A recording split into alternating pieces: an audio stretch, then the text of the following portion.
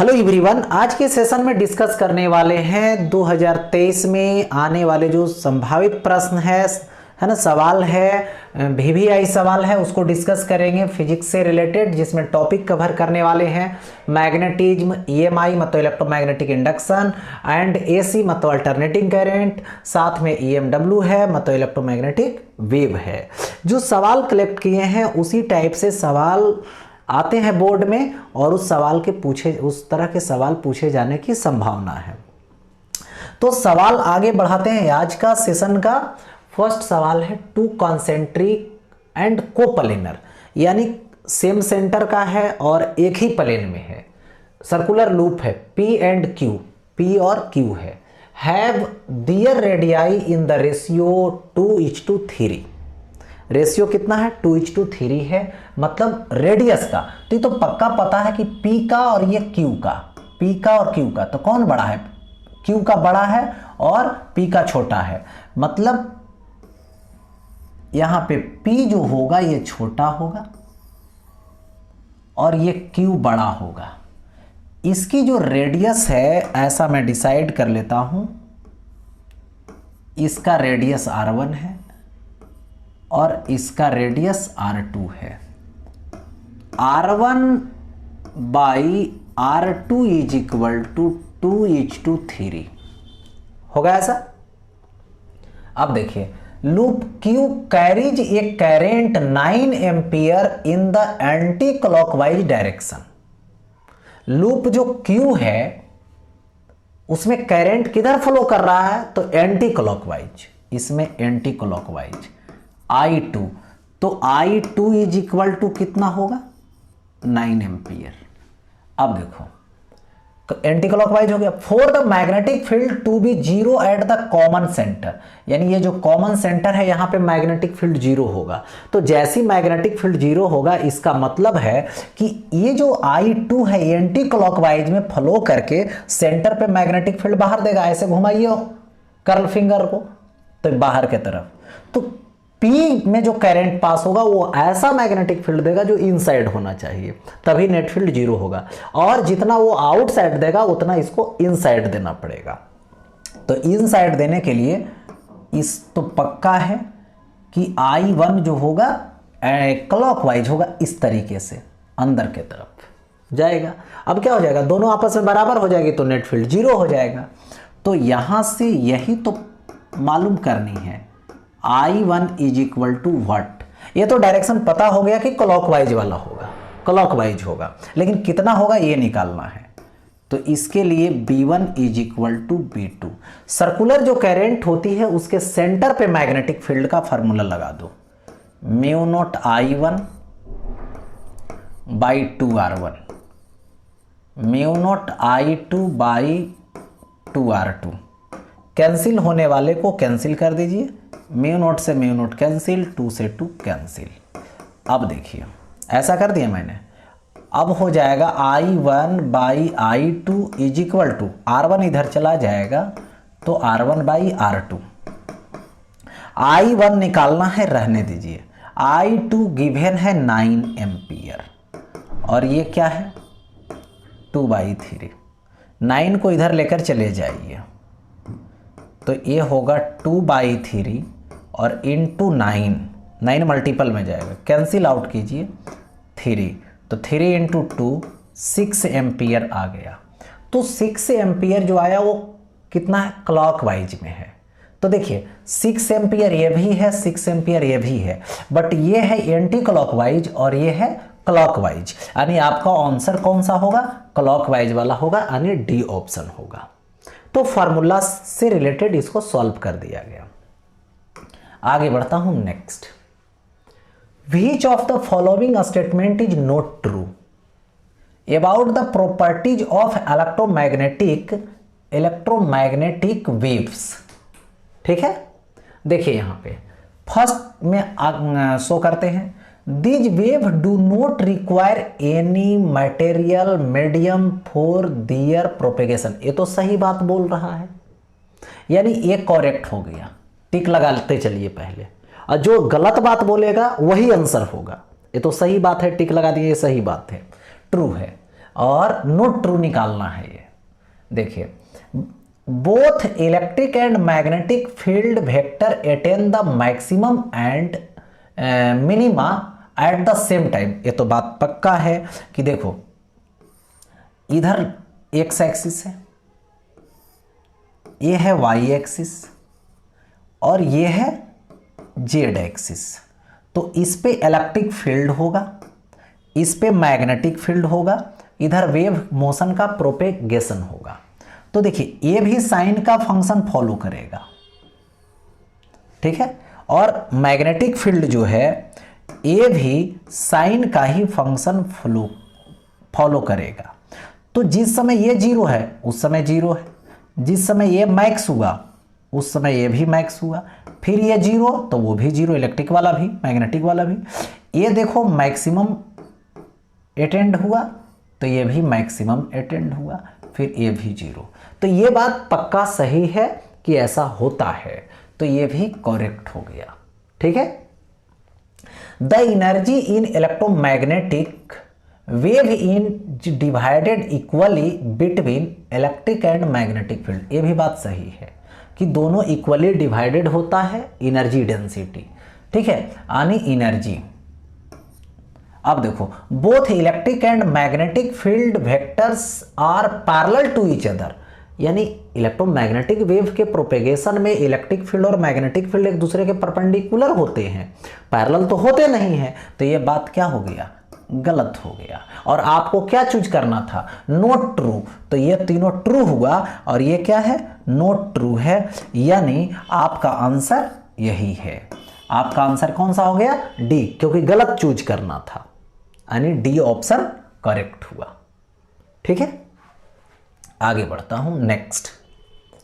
अब आता है आगे, the voltage across a resistor an inductor and a capacitor connected in series to an AC source are इतना volt, इतना volt and इतना वोल्ट।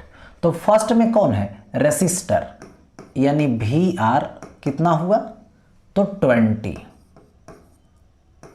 20 वोल्ट।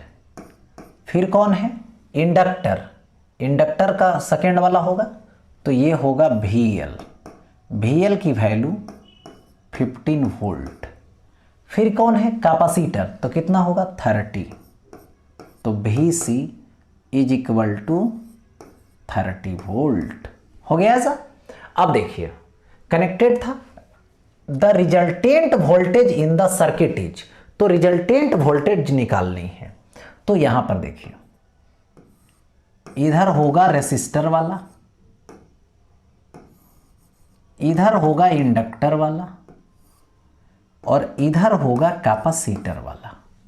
तो ये बात तो पक्का है कि कौन बड़ा है, VL या VC, तो VC बड़ा है। तो इसका जो रिजल्टेंट जाएगा, माने इन दोनों में रिजल्ट जाएगा तो इधर के तरफ कितना जाएगा, तो VC माइनस VL।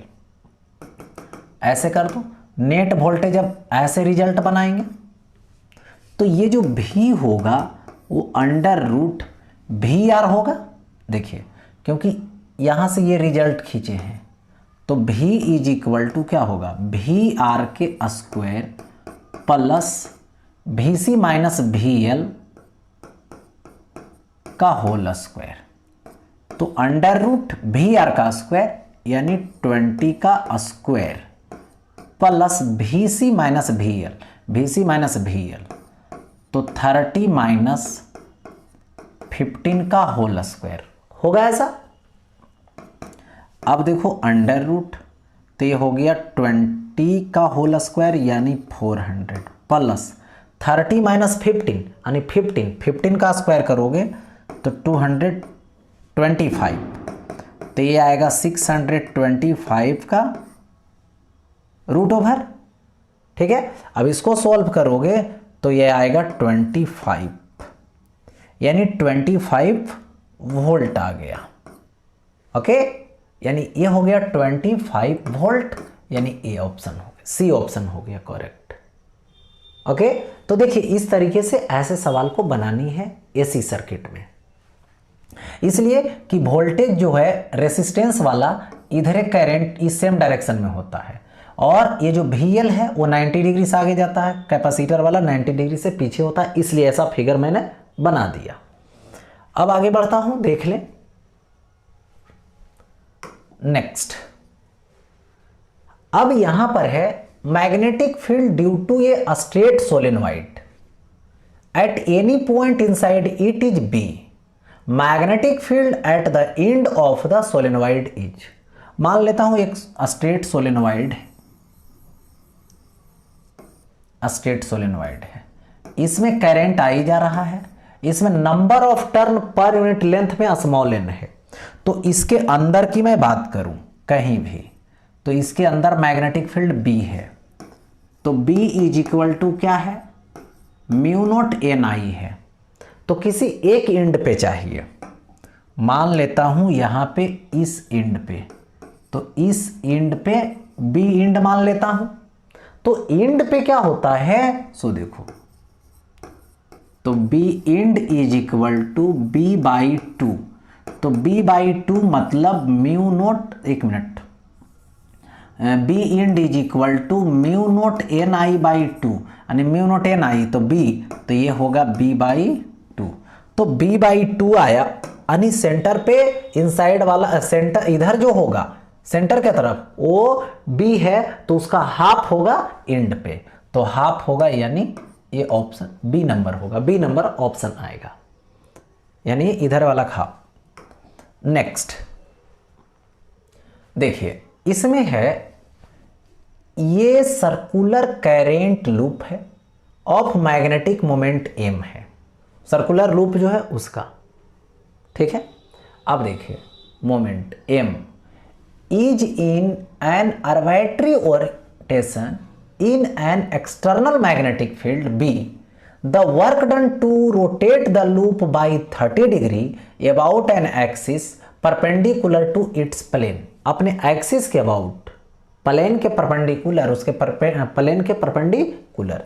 तो देखिए बात समझिए, यहां पर होता क्या है, work done W is equal to होता है MB into cos θ1 minus cos θ2।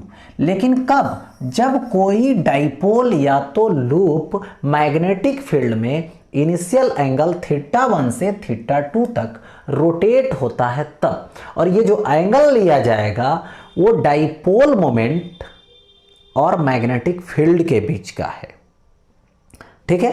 तो देखिए सपोज कर लीजिए ये मैंने मैग्नेटिक फील्ड दिया जो किधर है, इनसाइड है, ऐसा मतलब इनसाइड हो गया ऐसा, और यहां पर एक मैंने लूप लिया, ये देखो लूप है, इसमें करंट फ्लो किया सपोज दैट इस डायरेक्शन में, तो मैग्नेटिक फील्ड इनसाइड, और इस तरह से सर्कुलेट माने करंट घुमा ऐसे, तो मैग्नेटिक फील्ड भी अंदर, मैग्नेटिक मोमेंट भी उसका अंदर, मैग्नेटिक मोमेंट अंदर।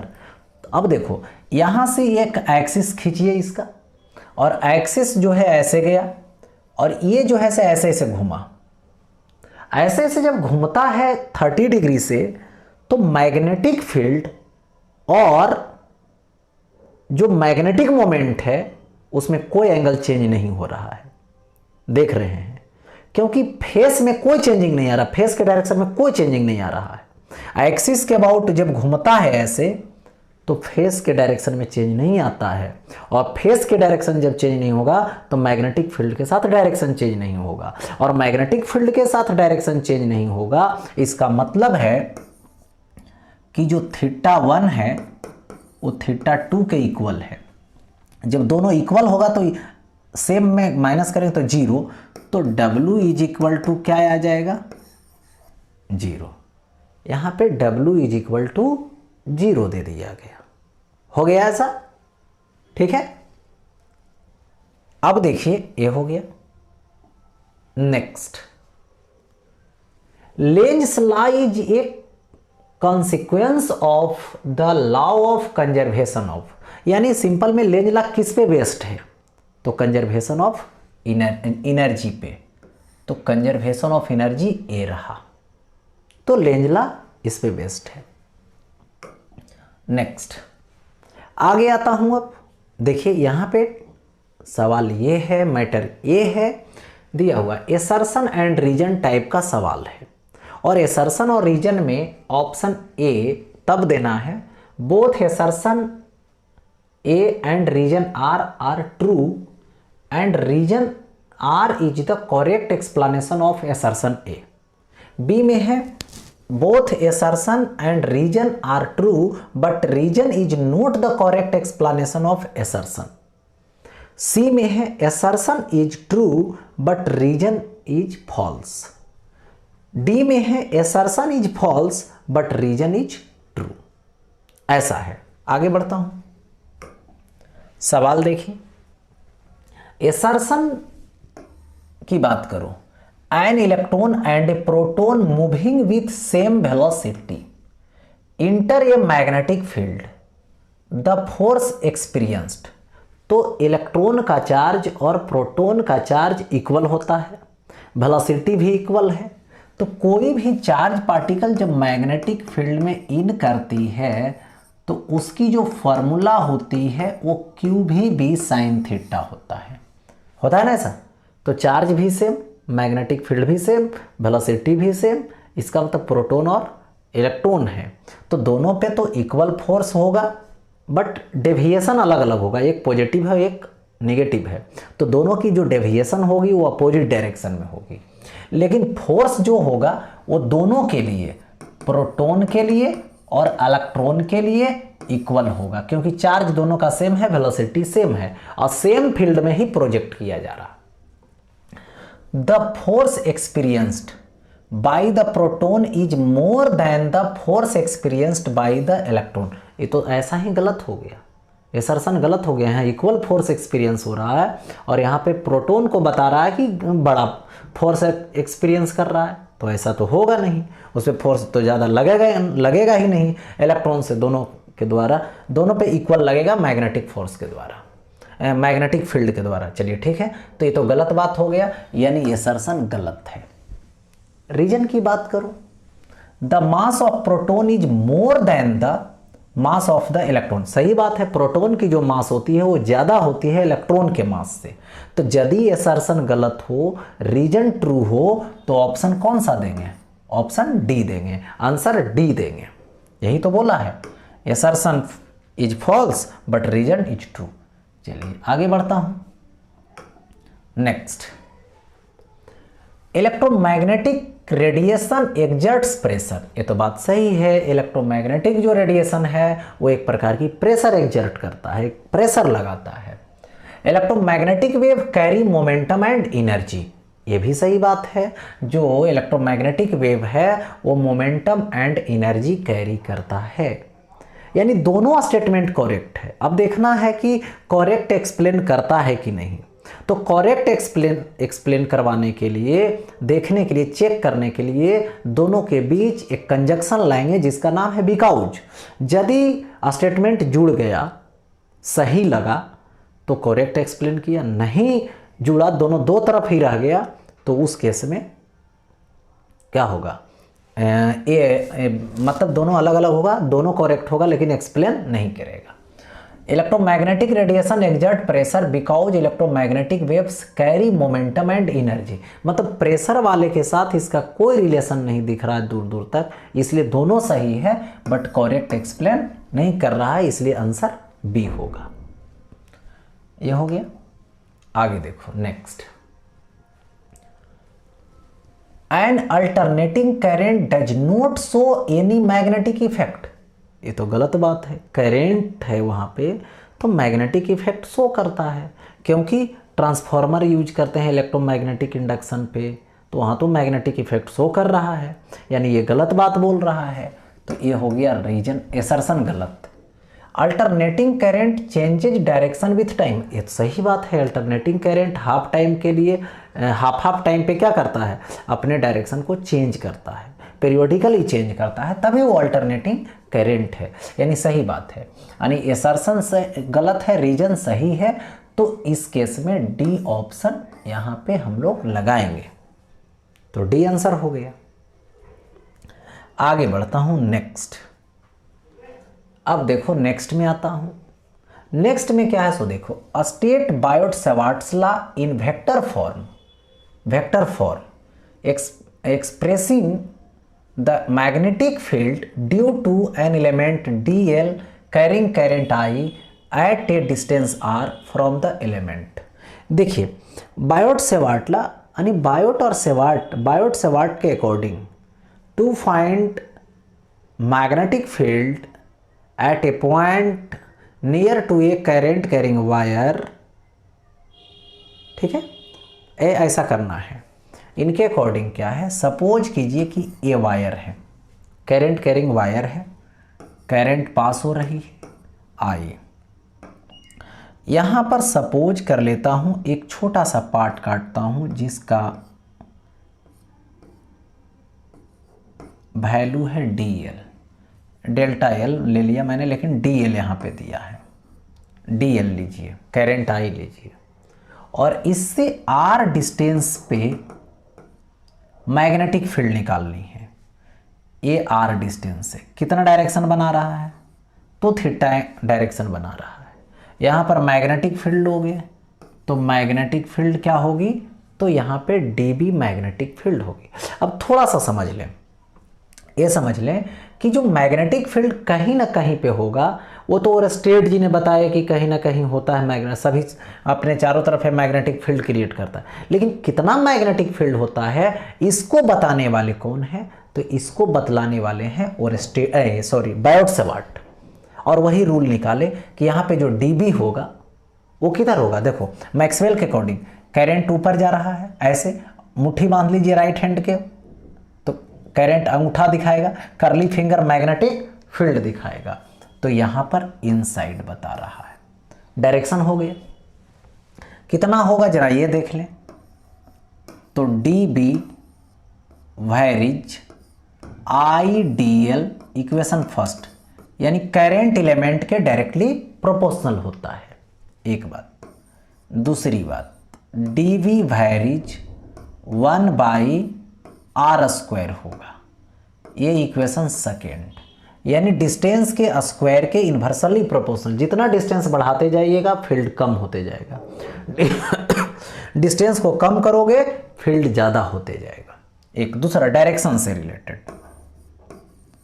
dB varies sine theta, equation third हो गया। ऐसा तीनों इक्वेशन को आपस में ज्वाइन कर दो, तो from first second and third हो गया ऐसा, तो first second and third join कर दीजिए mathematically. dB वैरिज IDL sine theta लगाइए बाई r² लगाइए, ठीक है।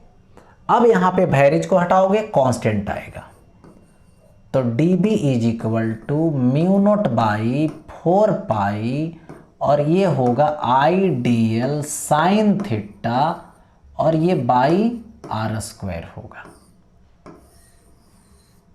होगा ऐसा। तो ये क्या आ गया, मैग्नेटिक फील्ड आ गया। Magnetic field dB is equal to μ0/4π IDL sine theta by r² हो गया। अब इसको वेक्टर फॉर्म में लिख देता हूं। देखिए ये तो पक्का पता है कि अंदर जा रहा है, तो dl और क्रॉस r करेंगे, dl क्रॉस r करेंगे, dl से r के तरफ घुमाएंगे तब अंदर जा रहा है, यानी यहां पर ऐसे लिख सकता हूं dB इज इक्वल टू μ0/4π है, IDL है, r तो नहीं है तो r ऊपर, नीचे r² है तो इसको r³ लिखना पड़ेगा, क्योंकि r ऊपर लगा रहे हैं, अप्लाई कर रहे हैं, तो नीचे भी r देना पड़ेगा, तो r³ हो जाएगा, और ये क्या हो जाएगा sine theta. So dB is equal to μ0/4π, और ये होगा IDL क्रॉस r होगा और बाई r³ होगा, तो ये हो गया मैग्नेटिक फील्ड का वेक्टर फॉर्म रिलेटेड। आगे बढ़ता हूं नेक्स्ट। अब है डिड्यूस एन एक्सप्रेशन यानी डिराइव करना है। For the frequency of revolution of A charge particle in a magnetic field and so that it is independent of velocity और एनर्जी ऑफ द पार्टिकल। यानी जो फ्रीक्वेंसी है वो इंडिपेंडेंट होता है, किससे, शो करना है, वेलोसिटी से और energy of the particle, particle के एनर्जी से। तो यहां पर मैं सपोज कर लूं, देखिए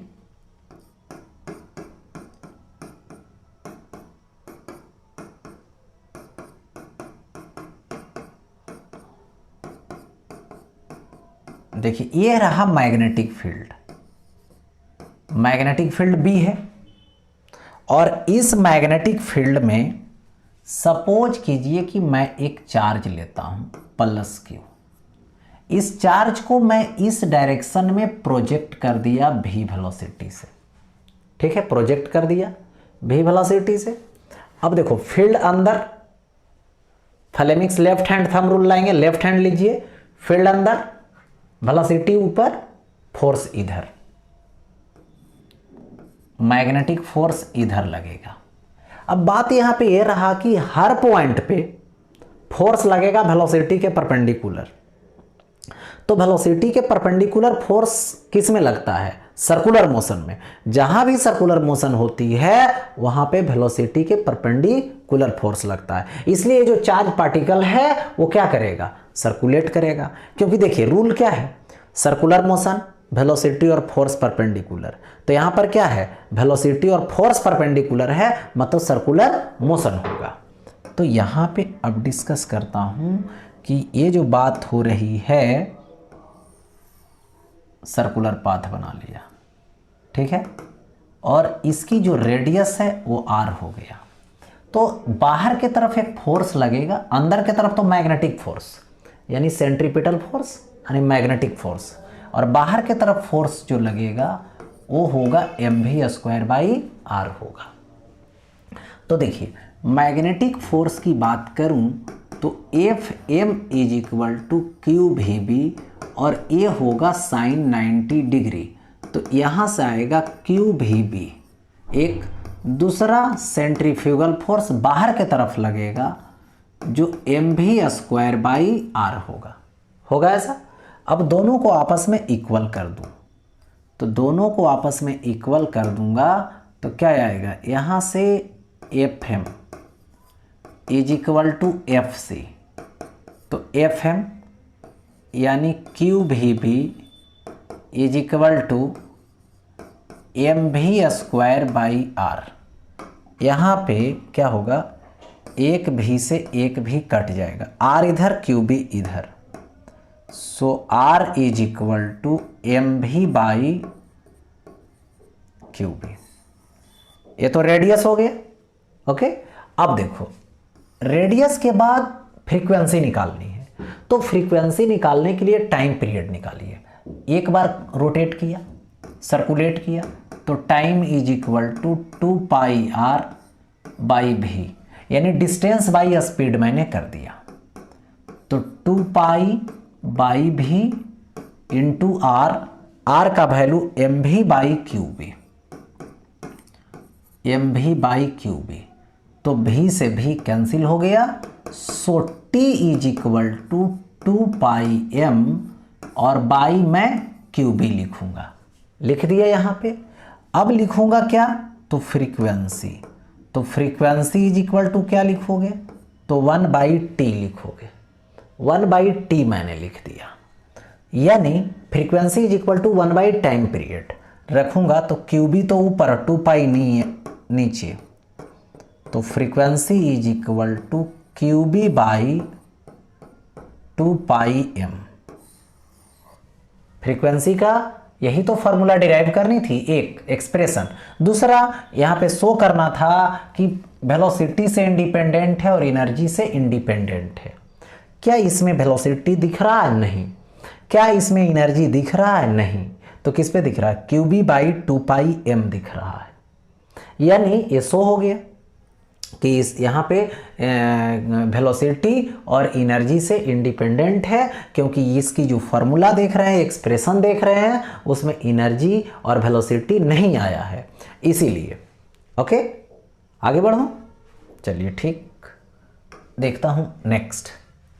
अब है an alpha particle and a proton of the same kinetic energy are in turn allowed to pass through a magnetic field B acting normal to the direction of motion of the particles. Calculate the ratio of radii of the circular paths described by them. यानी दो particle है, एक proton है और एक alpha है। पहले कौन है? अल्फा, फिर कौन है? प्रोटोन। दोनों को सेम काइनेटिक एनर्जी दिया गया, ये बात समझ लें, दोनों को सेम काइनेटिक एनर्जी दिया गया और परपेंडिकुलर डायरेक्शन में प्रोजेक्ट किया गया, परपेंडिकुलर डायरेक्शन में अलाउ किया गया, पास करवाया गया मैग्नेटिक फील्ड के। तो डेफिनेट है कि सर्कुलर पाथ बनाएगा, एक बार अल्फा और एक बार ये प्रोटोन। तो बात ये समझ ले पहले कि रेडियस इज इक्वल टू, अभी मैंने दिया mv बाई क्यू बी, तो मास इनटू वेलोसिटी क्या होता है? p होता है, लिनियर मोमेंटम होता है। और लिनियर मोमेंटम को लिख दोगे 2km और बाई क्यू बी। इसका मतलब रेडियस का फार्मूला किस में आ गया? काइनेटिक एनर्जी के टर्म में। तो रेशियो निकालना है किसका? अल्फा का और प्रोटोन का। तो ऐसा कर दो, r alpha by r proton. Alpha वाले के जगह पे लिखेंगे 2k और m अल्फा बाई क्या होगा? चार्ज लेंगे किसका? अल्फा का मैग्नेटिक फील्ड बाई, अबर लेंगे आर पी, मतलब इसका प्रोटोन का, तो अंडर रूट ये हो गया 2k m proton by Q P into B. बात यहाँ पे समझिए कि ये जो b है इस b को कैंसिल कर देगा, ठीक है। ये जो 2k है 2k कैंसिल हो जाएगा, रूट में है दोनों इसलिए कैंसिल हो जाएगा। अब यहाँ पे देखिए r अल्फा रहेगा, r p रहेगा, यहाँ से क्या होगा? m अल्फा रूट में और q अल्फा रहेगा, ठीक। और ये देखो, तो ऐसा उल्टा कर देते हैं, m alpha by root over M P into Q P ऊपर चला जाएगा बाई क्यू अल्फा नीचे आ जाएगा। तो यहाँ से रूट ओवर कर दो, तो M alpha by M P into Q P by Q alpha. देखो यहाँ से क्या होगा? सो देखो अंडर रूट एम अल्फा, तो एम अल्फा मतलब 4mp by M P into Q P यानी प्रोटोन का चार्ज, तो प्रोटोन का चार्ज ई होता है और अल्फा का चार्ज हीलियम न्यूक्लियस, हीलियम न्यूक्लियस में 2 प्रोटॉन और 2 न्यूट्रॉन, तो मास हो गया 4mp और चार्ज होगा 2 ही प्रोटॉन का ना, तो इसको क्या लिखोगे? 2e, ठीक है। अब देखिए यहाँ से हम लोग कैंसिल करते हैं, सपोज कर लीजिए ई से ई कैंसिल हो जाएगा, mp से mp कैंसिल हो जाएगा, तो रूट ओवर 4 तो 2 और बाई 2 कैंसिल आउट कर दीजिए, कैंसिल, तो क्या आएगा? r alpha ratio R P is equal to 1:1। ये सोल्व हो गया ऐसा 1:1 आया, यानी सिंपल में 1 बोलेंगे, यानी दोनों इक्वल रेडियस ट्रेस किया। नेक्स्ट आगे बढ़ता हूं। अच्छा, अब है derive the expression for the magnitude of the magnetic field on the axis of a circular loop of radius r carrying a steady current I. Draw the field lines due to the circular current, ठीक है, the current due to the current loop। देखिए यहाँ पे simple में समझिए कि एक loop है, सर्कुलर लूप है, जिसके एक्सिस पे मैग्नेटिक फील्ड निकालनी है। वहाँ पे ये बात दे रखा है कि रेडियस r है, देख सकते हैं, और करंट I है जो स्टेडी करंट है। ठीक है, अब मैग्नेटिक फील्ड निकालनी है एक्सिस पे। तो सबसे पहले ये समझ लें, ये देखो वायर मैंने ले लिया, लूप, सर्कुलर लूप, और इस लूप को मैं ऐसे नहीं रखा, ऐसे रखा, ऐसे रखा, ऐसे, जो कि एक्सिस लेने में हमें आसानी होगी। यही पॉइंट है x डिस्टेंस पे सेंटर से, इसकी रेडियस जो है r है, इसकी रेडियस है r, ऐसा मैंने दे दिया। ठीक है, और सपोज कर लूं यहां पर करंट भेज रहा हूं I, मान लेता हूं कि यहां पे करंट जो है वो बाहर के तरफ है और यहां पे करंट इनसाइड के तरफ है। ठीक है, तो एक छोटा सा पार्ट यहां काट लूं, ठीक है, और यहां से इस छोटा पार्ट जो डीएल मैंने कट किया उससे ज्वाइन करूंगा। यहां पे एक उसी तरीके से डायमेट्रिकल अपोजिट एक छोटा पार्ट कट किया डीएल, यहां से भी ऐसे ज्वाइन करूंगा। ठीक है, तो इसकी जो डिस्टेंस है उतना ही डिस्टेंस इसका भी होगा, यानी हर पॉइंट की जो डिस्टेंस होगी इस सर्कल से उस एक्सिस के पॉइंट पर वो इक्वल आएगी, जो कि कितना आएगी, √r² प्लस x² आएगी। और यहां पर ये जो डीएल पार्ट है वो डीएल पार्ट बाहर के तरफ है, तो करंट बाहर होगा और फील्ड ऐसे घूमेगा, ऐसे ऐसे घूमेगा। तो फील्ड जब घूमेगा ऐसे ऐसे, तो इस जो ज्वाइनिंग लाइन है उसका परपेंडिकुलर जाएगा, इसका नेम दे देंगे dB1। उसी तरीके से यहां पे अंदर गया तो ऐसे घूमेगा, ऐसे ऐसे घूमेगा, तो यहां पर ऐसे परपेंडिकुलर डायरेक्शन में जाएगा, तो ये dB2 होगा। अब देखो यहां पर ये जो डायरेक्शन दोनों बनाया, ए भी थीटा बनाया, ए भी थीटा बनाया। ठीक है, अब देखिए थीटा थीटा बनाता है, तो उस केस में ये dB1 तो इधर के डायरेक्शन में क्या आएगा, dB1 cos थीटा, इधर dB2 तो इधर क्या आएगा, dB2 cos थीटा आ जाएगा। जिधर एंगल बनाता है कॉस में और जिधर एंगल नहीं बनाएगा, मतलब इधर की बात करूं तो इधर होगा dB1 sin थीटा, इधर क्या आएगा, तो इधर आएगा dB2 sin थीटा। होगा ऐसा।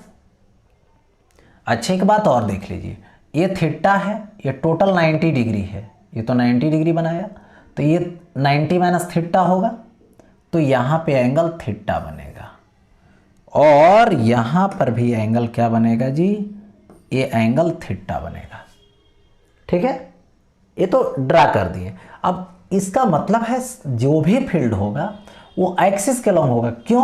क्योंकि जितना फील्ड ये डीएल पार्ट यहां पे देगा उतना ही फील्ड ये भी देगा, अकॉर्डिंग टू बायोट-सेवर्ट लॉ। तो dB, देखिए dB1 लो या तो dB2 लो, इक्वल होगा μ0/4π, ठीक है, IDL sin 90 डिग्री। क्यों? क्योंकि जो डीएल पार्ट है ये डीएल पार्ट है, और डीएल पार्ट ये जो ले रहे हो उससे ऐसे जा रहा है, ऐसे, तो 90 डिग्री पे जा रहा है ना, और बाई क्या होगा, डिस्टेंस स्क्वायर, मतलब इसका स्क्वायर, तो ये होगा r² प्लस x²।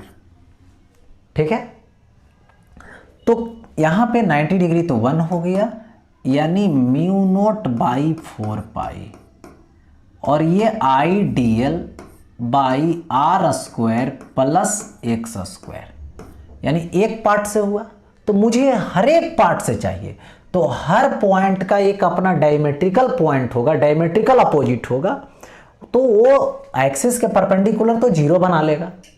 एक्सिस के परपेंडिकुलर जीरो होने के बाद सिर्फ और सिर्फ किधर होंगे, तो एक्सिस के अलोंग होंगे। तो एक्सिस के अलोंग सिर्फ होगा तो ऐसा करोगे db1 cos theta db2 cos theta, जितना आएगा सब ऐड होते जाएगा एक ही डायरेक्शन होने के कारण। तो इसके लिए क्या होता है कि सभी को समीशन निकालने के लिए रूल है कि सबको समीशन नहीं निकालिए, एक छोटा पार्ट का ले लीजिए और उसको इंटीग्रेट कर दीजिए। इसका मतलब सभी निकल गया। तो यहां पर मैं एक्सिस परपेंडिकुलर की तो बात ही नहीं करूंगा, एक्सिस के अलोंग बात करूंगा। तो B axis is equal to integration होगा db cos थीटा आएगा। अब देखिए इंटीग्रेशन db, तो db की वैल्यू रख दो तो ये हो जाएगा म्यू नॉट बाई 4 पाई हो जाएगा, और ये हो जाएगा आईडीएल बाई ये आ जाएगा R square plus x square into cos theta. Okay, तो इसमें जो जो कांस्टेंट रहेगा वो बाहर कर लिया जाएगा। तो बाहर कौन होगा, mu naught by 4 pi I by R square plus x square, और क्या होगा कॉस थीटा होगा। डीएल इंटीग्रेशन में रह जाएगा। डीएल मतलब ये सर्कुलर जो वायर है इसका छोटा पार्ट है। अब देखिए तो यहां पर बाहर किया जब कांस्टेंट को, तब B axis is equal to mu naught I और क्या बाई, देखिए यहां पे 4 pi r square plus x square, 4 pi r square plus x square, साथ में कॉस थीटा, इंटीग्रेशन डीएल का mu naught I by 4 pi ये होगा r square plus x square cos theta. तो कॉस थीटा, थीटा ये वाला लोगे तो ये बेस होगा, ये हाइपोटेनस होगा, यानी बेस हो गया यार, हाइपोटेनस हो गया under root R square plus x square. तो ये हो गया R by under root R square plus x square, DL का इंटीग्रेशन 2 पाई आर। देखिए यहां पे कैंसिल कर दीजिए, 2 पाई और ये 4 पाई तो 2 होगा, और यहां से ऐसे लिखूंगा B axis is equal to mu naught I R into R, तो आर स्क्वायर बाई 2 इंटू इस पे पावर 1 इस पे रूट का मतलब पावर हाफ होता है, तो हाफ होगा तो 1 और हाफ 3/2 होगा।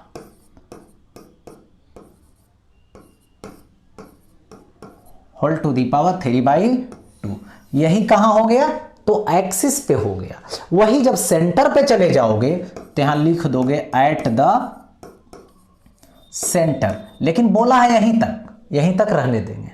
सेंटर पर बोलता तो एक्स क्या कर देते, 0 कर देते और सॉल्व कर लेते, ठीक है।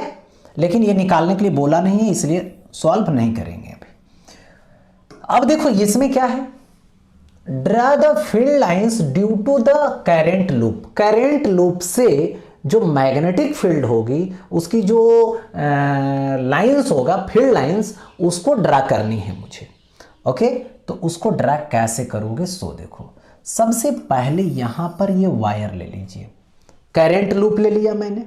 अब करेंट लूप जब लिया, देखिए तो इसमें करेंट किसी भी डायरेक्शन में फ्लो करवा सकते हैं।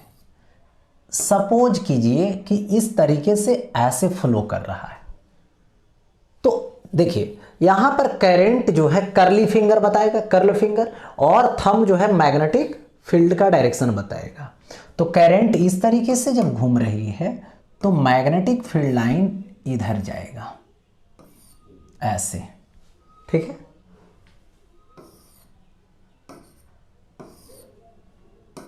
इस तरीके से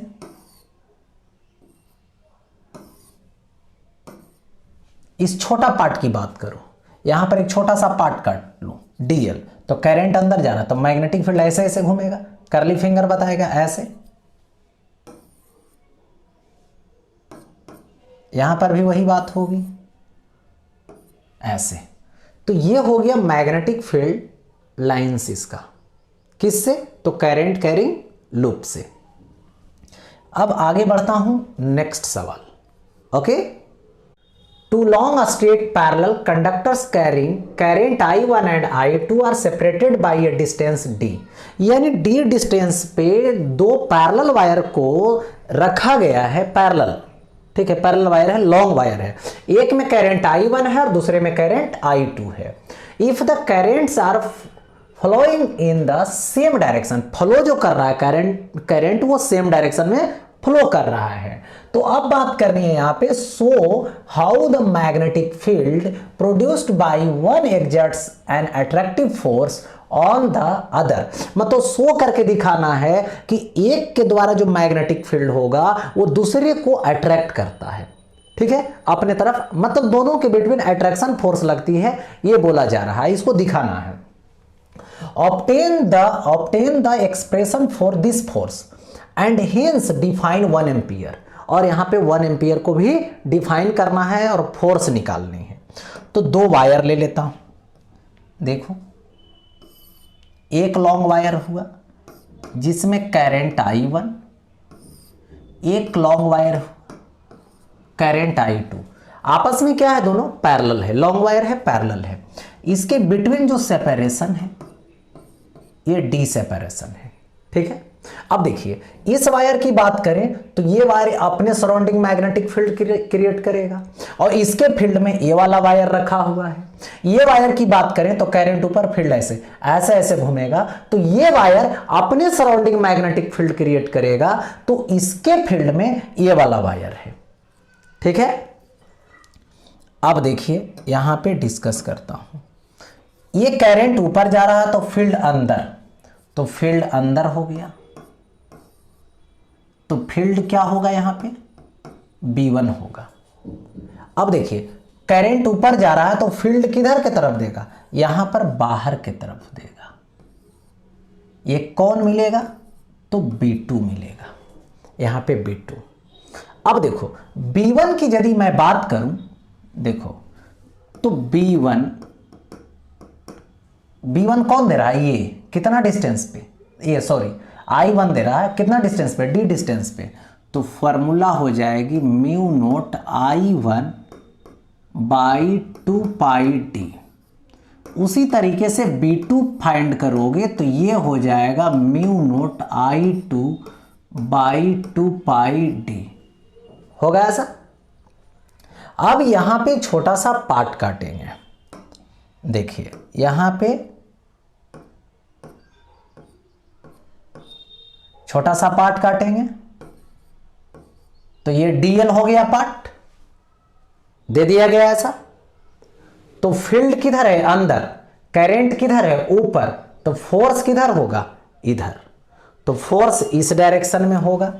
अब देखो फोर्स इस डायरेक्शन में होगा तो ये क्या होगा d, और ये क्या होगा, कौन पर, 2 पर, कौन लगाएगा, 1 लगाएगा, छोटा पार्ट नहीं है इसलिए dF21। अब देखो यहां पे एक छोटा सा पार्ट कट कर लो, ये dl, करंट किधर, अपवर्ड, फील्ड किधर, आउटवर्ड, तो फील्ड के डायरेक्शन में ये 4 फिंगर, और करंट का डायरेक्शन जो है वो कौन देगा, ये वाला देगा, ठीक है। और फोर्स निकालनी है अब, तो करंट देखो अपवर्ड जा रहा है और फील्ड बाहर की तरफ है, देखो ऐसे फील्ड बाहर की तरफ, करंट ऊपर, तो फोर्स इस डायरेक्शन में, तो ये क्या हो जाएगा, dF यहां पर 1 पे लगेगा, कौन लगाएगा, 2 लगाएगा, हो गया ऐसा। देखो फोर्स की जो फॉर्मूला होती है वो F is equal to ILB sine theta होता है, ये लॉजिक है, माने फॉर्मूला है फोर्स की। तो यदि मैं इस पे फोर्स निकालूं या तो इस पे फोर्स निकालूं, दोनों पे फोर्स इक्वल होगा, देख सकते हैं। देखो यदि मैं इस पे निकालूं, किस पे, 1 पे, ऑन फर्स्ट वायर, तो ये क्या होगा, dF1 2 होगा। कितना होगा? I1 L, तो dl, और ये होगा क्या चीज़, यहाँ पे कौन है, B2, साइन कितना डिग्री, तो 90 डिग्री हो गया। यानी I1, ये dl को इधर लेकर चले आओ, तो dF12 बाई dl, I1 हो गया। B2 ले लो, तो B2 का वैल्यू यहाँ से ले लेता हूँ, mu naught I2 by 2πd हो गया। अब देखो dF12 by dl is equal to mu naught I1 I2 by 2πd हो गया। ये फर्स्ट वायर पे। सेकेंड वायर की बात करूं इस पे, तो फोर्स ऑन सेकेंड वायर, तो ये क्या आएगा, dF21, तो ये होगा I2 dl और ये B1 होगा। हो गया ऐसा, B1 ले लिए। अब देखिए dF2 इधर आ जाएगा और by dl I2 into B1 mu naught I1 by 2πd हो गया ऐसा। तो dF21 by dl mu naught I1 I2 by 2πd। देखो तो दोनों तो आपस में इक्वल हो जाएगा, दोनों फोर्स इक्वल हो गया, अट्रैक्शन फोर्स हो गया। अब लेकिन यहां पे ऐसे लिख दूंगा यार, दोनों के बिटवीन जो अट्रैक्शन होता है dF बाई dl, फोर्स पर यूनिट लेंथ, ये म्यू नॉट I1 I2 और बाई 2πd हो गया। इसको बोलेंगे फोर्स पर यूनिट लेंथ। अब यदि यहां पे डिस्कस करूं, इफ d का value 1 metre, okay, current I1 I2 is equal to 1 ampere, ऐसा दे दिया गया। तो यदि 1 रखूं 1 रखूं तो dF बाई dl हो जाएगा, म्यू नोट का वैल्यू दे दूंगा 4 pi into 10 to the power -7 by 2 pi दे दूंगा। इसको बोलूंगा यहां पे न्यूटन पर मीटर। तो कैंसिल आउट करेंगे तो 2 into 10 to the power -7 newton per metre. इसका मतलब हुआ अट्रैक्शन फोर्स है, अभी पैरेलल है, सेम डायरेक्शन है, इसलिए अपोजिट डायरेक्शन होता तो रिपल्सन होता। और यहाँ पे 1 एम्पियर का डिफिनीशन हो गया कि 2 पैरेलल वायर को यदि आप यूनिट डिस्टेंस पे रखते हैं और यूनिट करंट पास होती है, 1 एम्पियर करंट पास होती है, तो उसके बिटवीन जो फोर्स लगता है पर यूनिट लेंथ पे वो 2 into 10 to the power -7 newton per metre होता है। यहीं से आप डिफाइन इसको कर सकते हैं, ठीक है। तो यहां से डिफिनीशन हो जाएगा। आगे बढ़ता हूं नेक्स्ट। अब देखिए नेक्स्ट में यहां पे है, ये long bar magnet is cut into 3 pieces, यानी 3 पीस में कट कर देना है किसको, लॉन्ग बार मैग्नेट को। These parts are then combines with their like poles together, ठीक है, लाइक पोल को कंबाइंड करना एक साथ। Find the ratio of the time period of oscillation of the original magnet and the combination magnet in the same external magnetic field. अब यहां पे ध्यान देने वाली बात यह है कि किसी मैग्नेट को मैग्नेटिक फील्ड में ओसिलेशन करवाते हैं तो उसकी time period t is equal to 2 pi square root I by MB होता है। ये हो गया ऐसा। तो सपोज कर लीजिए यहां पर एक मैग्नेट है,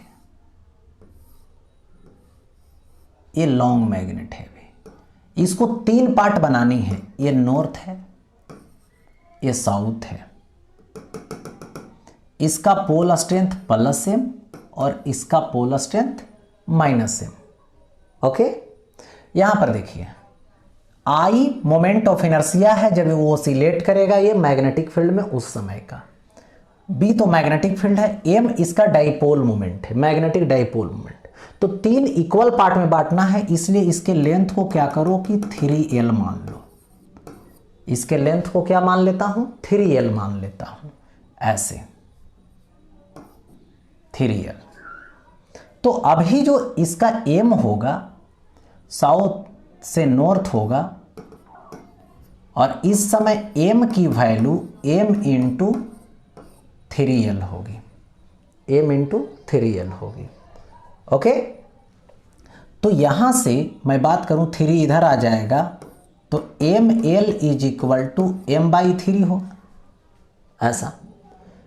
इस समय अभी इसका मोमेंट ऑफ इनर्शिया लूं, ठीक है, तो इसकी मोमेंट ऑफ इनर्शिया जो आई है वो हो जाएगा, रड है, ओसिलेट करेगा जब इसको अटैच करेंगे तो इसका मोमेंट ऑफ इनर्शिया मास, ठीक है, और इनटू लेंथ स्क्वायर होता है। तो ऐसा करते हैं कि इसकी जो मास है उसको m डैश मान लेता हूं, और लेंथ हो जाएगा 3L का होल स्क्वायर बाई ये 12 हो जाएगा। ओके, तो इसको ऐसे तो भी लिख सकता हूं, देखिए यहां से m 3 का स्क्वायर तो 9 को बाहर कर लो और इधर लेके चले आओ, तो m dash L square by 12 is equal to I/9, ऐसे भी लिख सकता हूं, ठीक है। अब देखो ये तो हो गया m dash L square by 12 is equal to I/9 moment of inertia about its axis. चलिए ठीक है, तो ये जो है अभी सिचुएशन मैंने रखा इक्वेशन फर्स्ट, कि अभी जो है से फर्स्ट टाइम ओसिलेट कर रहा है, लेकिन अब इसको 3 पार्ट काट दो और तीनों पार्ट को एक दूसरे के ऊपर रख दो। देखो ऐसे, आफ्टर कट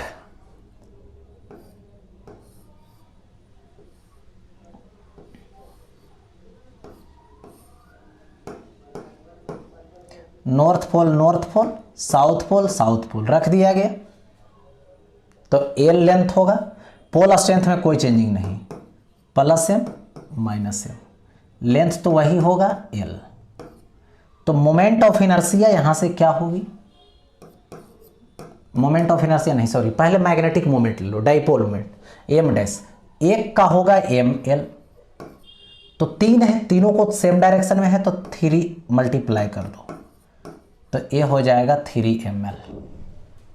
ओके, इसका मतलब है कि m डैश और m आपस में बराबर है, देख सकते हैं यहां से m is equal to m into 3L, यहां भी आ रहा है ml यानी 3ml आ रहा है, कोई फर्क नहीं पड़ रहा है, यानी डाइपोल मोमेंट पे कोई फर्क नहीं पड़ा।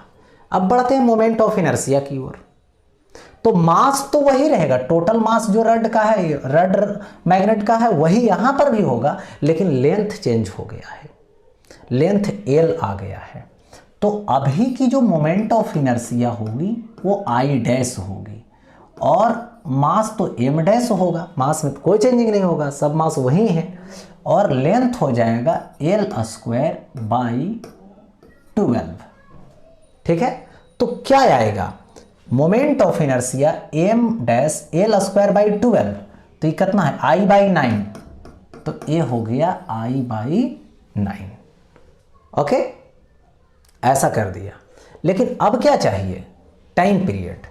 तो यहां पर मैं रख सकता हूं टाइम पीरियड, अगर जो टाइम पीरियड होगा वो t डैश होगा, ठीक है, t डैश, तो t डैश क्या आएगा, 2 पाई आएगा, और 2 पाई इज इक्वल टू ये होगा I dash by m dash b तो सेम रहेगा, सेम मैग्नेटिक फील्ड में बोला है, तो यहां से 2 pi under root I dash, तो I/9, और ये mb, इसमें कोई चेंजिंग नहीं आएगा क्योंकि m डैश भी क्या है, m के इक्वल है, ठीक है। तो यहां पर क्या करना था, टाइम पीरियड का रेशियो निकालना था, रेशियो, ठीक है, तो रेशियो निकाल दो अब। तो इसको ऐसा कर सकते हो, I/9 तो 3 बाहर हो जाएगा, तो 2 pi square root I/MB into 1/3। ये इक्वेशन क्या आएगा, तो यहाँ पे सेकेंड आएगा। अब लिख दूंगा फ्रॉम फर्स्ट बाई सेकेंड, क्योंकि रेशियो निकालनी है। रेशियो किसका था, find the ratio of the time period of oscillation of the original magnet and the combination, यानी पहले ओरिजिनल तब कॉम्बिनेशन वाला रखेंगे। तो देखो ओरिजिनल में 2 पाई स्क्वायर रूट I/MB है, देखो तो T/T' is equal to, original है 2 pi square root I/MB by, यहां से इसको रख देंगे तो ये क्या हो जाएगा, 2 pi square root I/MB into 1/3। देखिए जो कैंसिल होने वाला है उसको कर दीजिए, 2 पाई 2 पाई, इससे कैंसिल, 3 ऊपर चला जाएगा तो 3/1, यानी रेशियो आ गया T/T' is equal to 3/1। T/T' is equal to 3/1 आ गया। ओके, तो इस तरीके से सॉल्व कर दिया गया कंबाइंड करके। नेक्स्ट, अब देखिए ये short bar magnet of magnetic moment M, तो मैग्नेटिक जो मोमेंट है कैपिटल M वो है 0. यहाँ पर 0.3 joule per tesla is placed in a uniform magnetic field, तो मैग्नेटिक फील्ड B, और B इज इक्वल टू कितना है, तो 0.15 टेस्ला, ये हो गया magnetic field. If the bar is free to rotate, free rotate करने वाला है in the plane of the magnet of the field, which orientation would correspond to its stable and unstable equilibrium? What is the potential energy of the magnet in each case? तो सबसे पहले ये number क्या बोला, stable equilibrium. Equilibrium का मतलब होता है नेट फोर्स भी 0 और नेट टॉर्क भी 0, ठीक है। तो यहां पर देखिए, सपोज कीजिए ये मैग्नेटिक फील्ड है, इस मैग्नेटिक फील्ड में एक मैग्नेट मैंने लाके रखा, यहां पर ये जो पोल है नॉर्थ पोल है, साउथ पोल है, +M -M, ठीक है। अब देखिए यहां पे जरा सोचें, तो इस प्लस वाला पे इधर फोर्स लगेगा और इस माइनस वाला पे फील्ड के अपोजिट डायरेक्शन में फोर्स लगेगा, तो ये तो फोर्स इक्वल होगा, दोनों एक ही एक्शन लाइन पे भी है, तो टॉर्क 0 होगा। यदि इसको थोड़ा सा डिस्टर्ब कर देंगे, ऐसे घुमा दे, तो फिर तो वहीं पर आ जाएगा, इसीलिए इसका नाम पड़ा अस्टेबल इक्विलिब्रियम।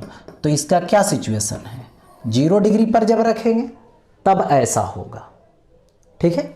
एक दूसरा सिचुएशन है इसी का अनस्टेबल, अनस्टेबल है, फर्स्ट तो स्टेबल था, अब अनस्टेबल इक्विलिब्रियम। तो इसमें देखो, यदि फील्ड इस डायरेक्शन में है, ठीक है, और यहाँ पर एक मैग्नेट लाके रखता हूँ, बट इधर कर देता हूँ साउथ, इधर कर देता हूँ नॉर्थ, तो उस केस में ये हो गया -M और ये हो गया +M। इस पे फोर्स इस डायरेक्शन में, इस पे फोर्स इस डायरेक्शन में, तो नेट फोर्स तो 0 होगी, बट इसको थोड़ा सा डिस्टर्ब कर दोगे तो साउथ जो पोल है वो फील्ड के अपोजिट डायरेक्शन में, और नॉर्थ जो पोल है वो फील्ड के डायरेक्शन में चला जाएगा। तो ये हो गया अनस्टेबल, कि वापस नहीं आया, डिस्टर्ब करने पे जब वापस आ गया इसका मतलब स्टेबल है, और डिस्टर्ब करने के बाद वापस नहीं आया मतलब अनस्टेबल है, ये हो गया। तो यहाँ पे थीटा की वैल्यू कितना है, 180 डिग्री। अब देखो हमें बी नंबर में चलनी है, what is the potential energy of the magnet in each case. Each case में पोटेंशियल एनर्जी चाहिए, तो पोटेंशियल एनर्जी की फॉर्मूला होती है U is equal to minus M B, ठीक है, इंटू कॉस थीटा। ओके, तो फर्स्ट में जब लोगे U1 तो minus M B into cos 0 degree stable वाले के लिए, यानी किस टाइम, तो अस्टेबल के लिए, अस्टेबल वाले के लिए। तो यहां से माइनस देखो रहेगा, एम की वैल्यू दे दो 0.3 देना, इंटू बी की वैल्यू देना तो 0.15 इतना जूल होगा एनर्जी का यूनिट। तो यहाँ पे माइनस, इसको मल्टीप्लाई कर दूंगा, ठीक है, तो ये आ जाएगा यहाँ पे 15×45 यानी 0.045 जूल आएगा। आगे अब देखो दूसरा केस में निकालनी थी U2, तो U2 कब, अनस्टेबल वाले, तो इस समय थीटा जो रखेंगे वो 180 डिग्री रखेंगे, minus M B cos 180 degree. तो एक किस टाइम की बात है, तो अनस्टेबल की बात है, ठीक है, अनस्टेबल वाले में चल रहे हैं। तो ये हो जाएगा माइनस एम की वैल्यू 0.3, बी का वैल्यू 0.15, ये माइनस माइनस प्लस हो जाएगा और ये सिर्फ आ जाएगा 0.05 जूल आ जाएगा। हो गया ऐसा, तो इतना 0.045 जूल आ गया। तो ये हो गया इसका कंडीशन। ओके, आगे बढ़ता हूं, आगे का सवाल देखता हूं किससे रिलेटेड है, इसकी बात करेंगे। Okay, describe the working principle of A transformer with the help of a suitable diagram.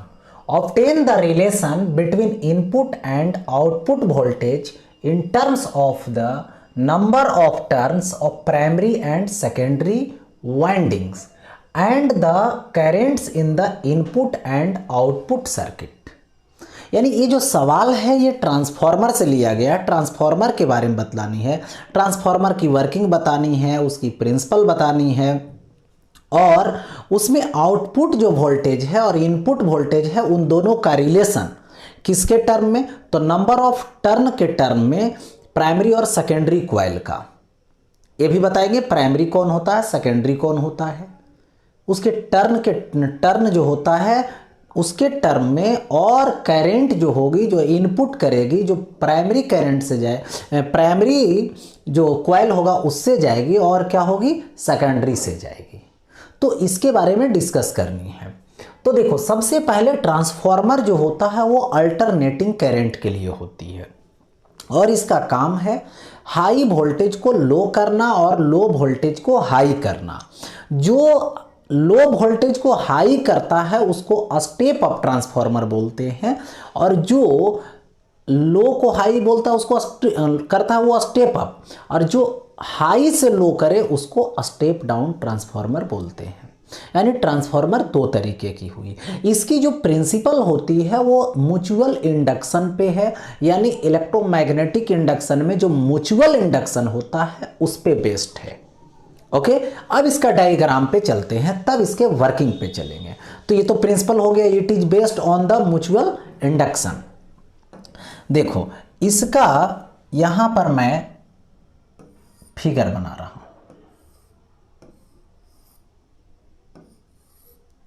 Soft iron का फॉयल लिया जाता है, एक लेयर बना दिया गया, उसको लेमिनेटेड कर दिया गया, नॉन कंडक्टर से इंसुलेटिंग लेमिनेशन लगा दिया गया, फिर इसके ऊपर ये दूसरा फॉयल मैंने दिया, फिर इसके ऊपर ऐसे फॉयल बाई फॉयल रखा गया। ये किसका बना होता है, तो सॉफ्ट आयरन का होता है, ठीक है, जो फॉयल है। अब देखिए यहां पे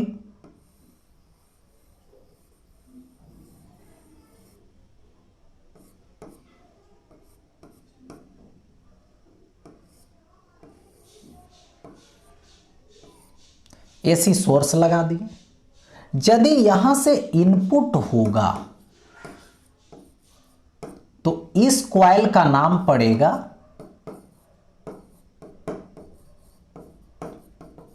प्राइमरी, इसका नेम हो जाएगा प्राइमरी। इसमें जो नंबर ऑफ टर्न होगी इसका वैल्यू होगा एनपी। ओके, और इस साइड में चलें अब।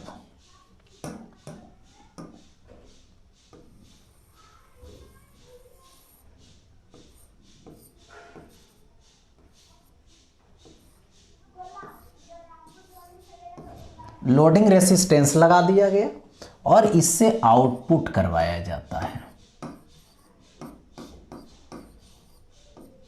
ये आउटपुट होती है। तो इस कॉइल का नाम होता है, नेम दिया गया सेकेंडरी, सेकेंडरी कॉइल। अब देखिए, इस जहां से इनपुट हुआ प्राइमरी, जहां से आउटपुट हुआ सेकेंडरी हुआ। अब इसमें अल्टरनेटिंग करंट जाएगा तो हाफ टाइम के लिए इधर, तो हाफ टाइम के लिए इधर, तो चेंज होगा करंट। तो इससे मैग्नेटिक फ्लक्स चेंज होगी, तो वो मैग्नेटिक फ्लक्स इसमें तो भी घूमेगा। तो जितना रेट से चेंज इसमें होता है उतना ही चेंज रेट इसमें होता है। यानी सिंपल लॉजिक बोलें कि पर टर्न माने पर टर्न जो होगा फ्लक्स में चेंजिंग, यानी D phi by D T is equal to D phi S by D T, ये दोनों आपस में इक्वल होते हैं। इसका मतलब क्या होता है, प्राइमरी कॉइल का एक टर्न लीजिए, उसमें जो फ्लक्स की जो चेंज रेट आएगी, सेकेंडरी कॉइल का एक टर्न लीजिए, उसमें जो फ्लक्स का जो चेंज रेट आएगा वो ये दोनों आपस में इक्वल होगा। ठीक है, अब इसमें आते हैं इन प्राइमरी। तो EP is equal to minus NP into D phi by D T according to Faraday law. Induced EMF यानी EMF की वैल्यू क्या होगी, minus NP D phi P by D T. तो ये किस में हो गया,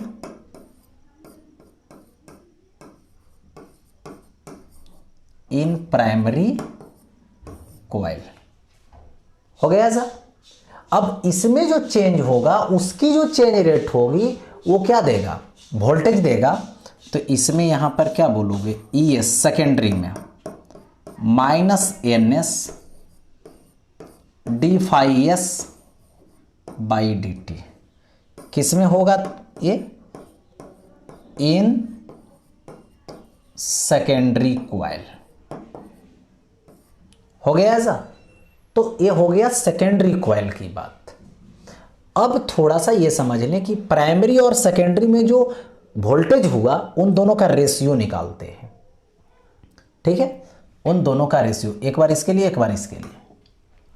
तो यहां से क्या आएगा, EP बाई ES आएगा minus NP D phi P by D T by minus NS D phi S by D T. ये दोनों तो आपस में इक्वल है तो कैंसिल आउट हो जाएगा, माइनस माइनस कैंसिल हो जाएगा। So EP by ES is equal to NP by NS, एक रिलेशन हो गया।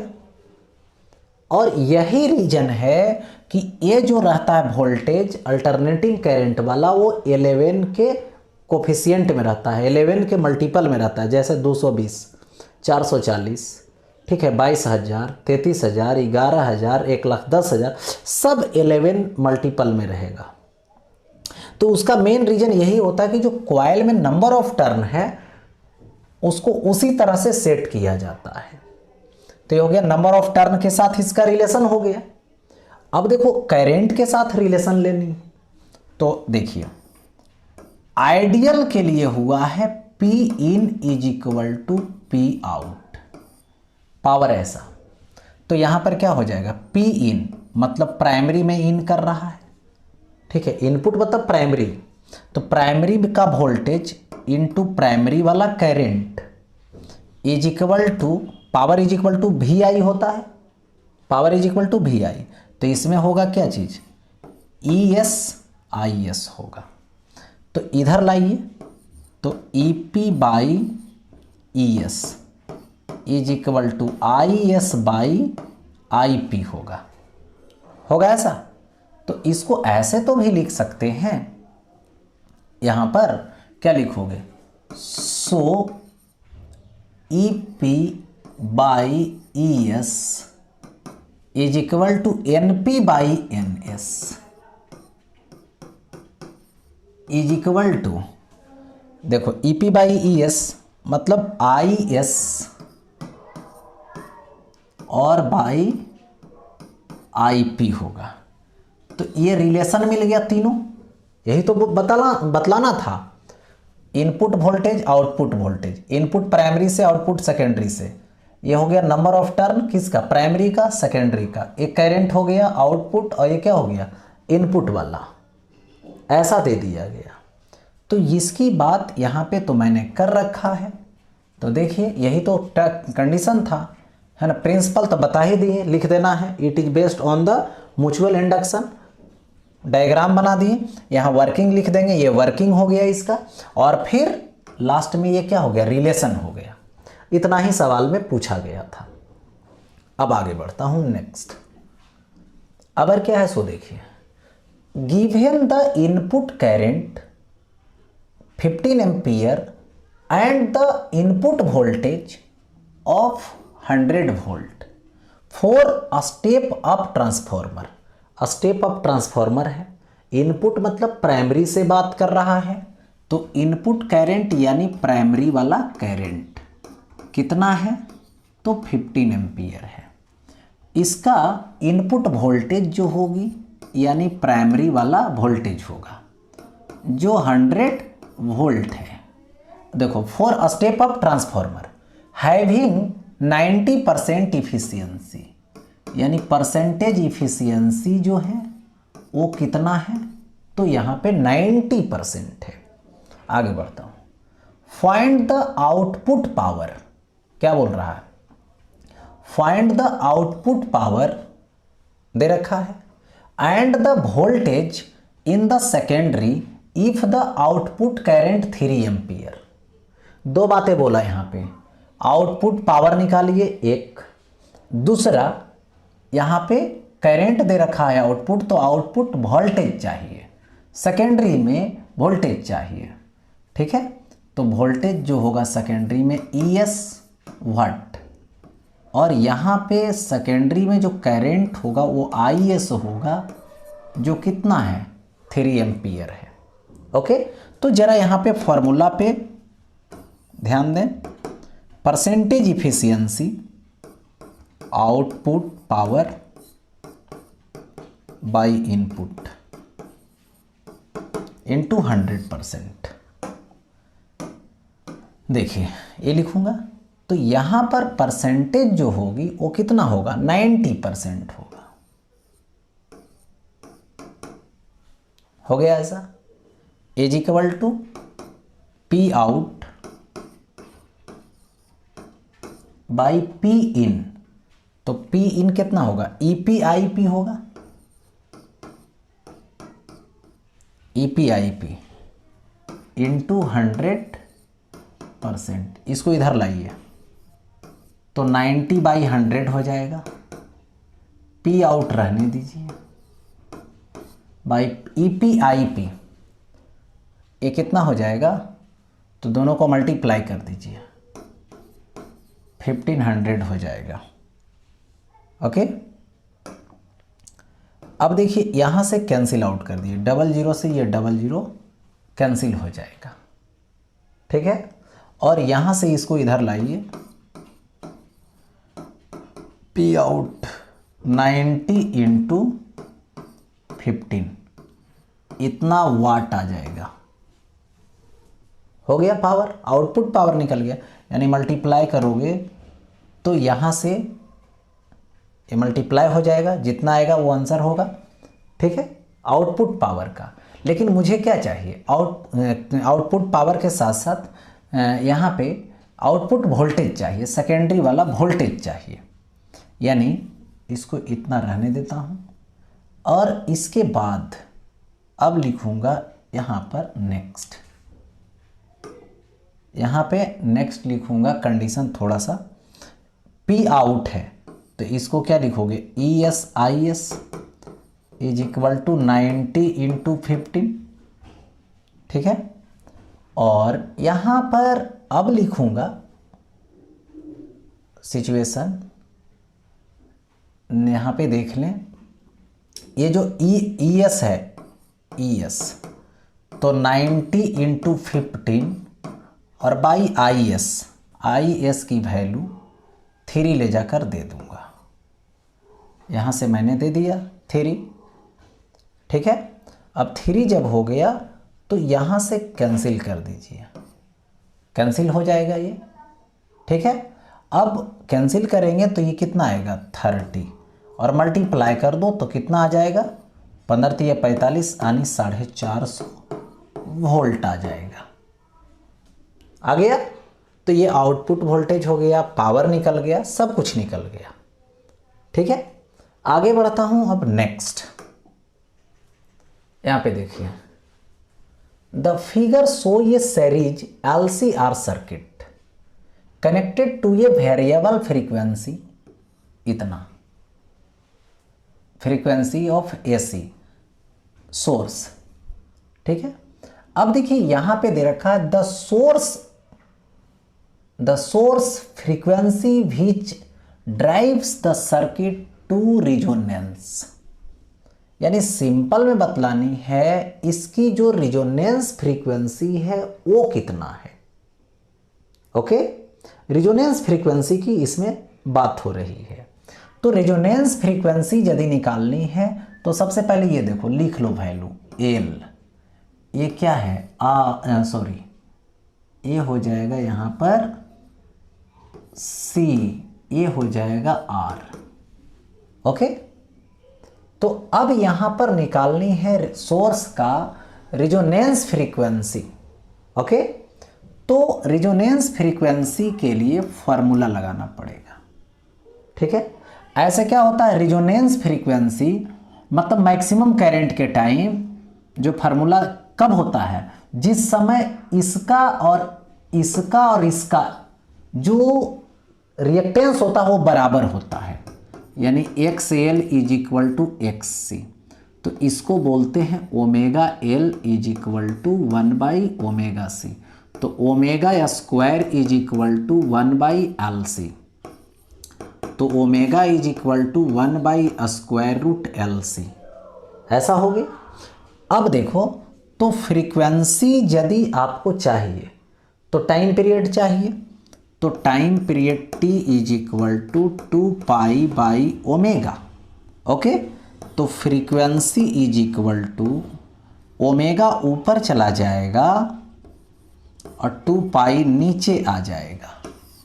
ओके, तो फ्रीक्वेंसी इज इक्वल टू 1/2π और स्क्वायर रूट, देखिए ओमेगा है तो ओमेगा का वैल्यू लगा दीजिए, कितना लगाइएगा √LC, हो गया ऐसा। अब इसकी वैल्यू पुट कर दीजिए 1/2π square root L into C है। ओके, तो L इंटू C क्या आएगा, L की वैल्यू देखिए 50 मिली हेनरी है, इसको लिख सकते हैं यहाँ पे देखो 50 इंटू 10⁻³ इंटू C का वैल्यू 80 माइक्रोफैराड, तो 80 इंटू 10⁻⁻6 हो गया ऐसा। अब देखिए यहां से लिखूंगा 1/2π स्क्वायर रूट होगा, ये देखो 8×5 = 40, ये 112 यहाँ -3 है तो -1, ओके, और 10⁻⁻6 होगा ऐसा। 1 0 से इसको कैंसिल ही कर दीजिए, तो ये आ जाएगा 1/2π इंटू 4 का रूट 2 आ जाएगा, 2 आ गया। और देखिए 10 टू दी पावर माइनस 6 क्योंकि तो खत्म होगा 10 टू दी पावर माइनस 6 तो 10 टू दी पावर माइनस 3 हो जाएगा। ओके, अब इसको यदि सजा दें तो देखिए 1/4 पाई ऊपर चला जाएगा तो 1000 हो जाएगा, इतना हर्ट आएगा। कैंसिल आउट कर दीजिए तो इसको 1000 है 4 से डिवाइड करोगे 250/पाई इतना हर्ट जाएगा क्योंकि 1000 को 4 से डिवाइड किए तब आया इतना। ओके, अब आता है सेकेंड। इसमें देखिए द क्वालिटी फैक्टर यानी क्यू फैक्टर निकालनी है सर्किट की, तो सेकेंड नंबर जो होगी क्यू फैक्टर ये होती है 1/r स्क्वायर रूट L/C होता है, इसकी फॉर्मूला। अब इसको सॉल्व करें जरा, देखिए 1/r, r की वैल्यू 40, अंडर रूट L का वैल्यू 50 मिली हेनरी यानी 50 into 10 to the power minus 3 by क्या आएगा C आएगा, तो C 80 into 10 to the power minus 6 हो जाएगा। ओके, यही तो आएगा। अब देखिए यहां से कैंसिल आउट कीजिए, कैंसिल होने वाला है, 0 से 0 कैंसिल हो जाएगा और 10 टू दी पावर माइनस 3 और 10 टू दी पावर माइनस 6, तो ये तो 3 कैंसिल करेगा तो 10 टू दी पावर माइनस 3 ऊपर चला जाएगा, तो 1/40 root over 5 into 10 to the power 3 और बाई 8। ठीक है, इतना जो है आ जाएगा, इतना इसका कोई यूनिट नहीं होता, इसको सॉल्व कर लोगे कैलकुलेट कर लोगे जो आएगा वही आंसर हो जाएगी। तो ये इसका हो गया क्या चीज, क्वालिटी फैक्टर हो गया। ओके, तो दोनों सवाल यहाँ पे सॉल्व होता है। आगे बढ़ते हैं, देखते हैं क्या है। तो इस सेशन में इतना ही तक सवाल का कलेक्शन थी जो आपके सीबीएसई बोर्ड के लिए भी आई है। फिर मिलते हैं नेक्स्ट चैप्टर को लेकर के। ओके।